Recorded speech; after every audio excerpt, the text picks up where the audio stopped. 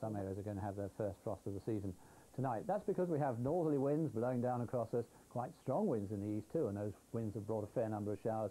Showers chiefly across the north and east of Scotland, except that is for a more organised band of showers that has moved south through England and Wales during the course of the day, and it's now across the southernmost parts, and it'll be moving out into the English Channel before very long. So for most areas, certainly in the west and the south, it should eventually become, or pretty soon become, dry with a reasonable amount of sunshine, but those showers are going to keep going near to that east coast and in that northern part of Scotland.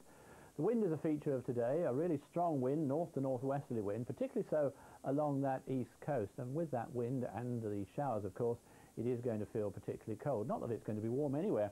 Temperatures 10 to 12 degrees for the most part, maybe a degree or two higher along the more sheltered parts there of the south coast. Incidentally, in that wind, because of the fact that it is quite strong, even though the temperatures themselves will be around about 11 or 12 degrees, if you're out and about in that wind, it'll feel as if that temperature was much lower, around about 3, 4 or 5 degrees. Now, during this evening tonight, over much of the country, it's going to be fine and dry with clear skies, but the cloud will thicken in northwestern parts, and I think late on in the night in Northern Ireland, western Scotland, you'll probably have 1 or 2 spots of rain, but that's going to pull the temperatures up after a chilly start in those areas.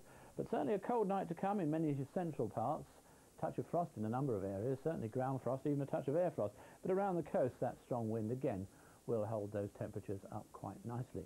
We're going to lose those cold winds tomorrow, the wind going back to a more westerly direction, but we're also going to have frontal systems coming in from the Atlantic. So that means to say, after that fine and chilly start, those spots of rain already in Northern Ireland and western Scotland will get heavier and more persistent, and eventually during the latter part of the day spread into many other northern and western areas. Quite an active frontal system on Wednesday, so some persistent and heavy rain clearing later. Off my windscreen, 4 o'clock.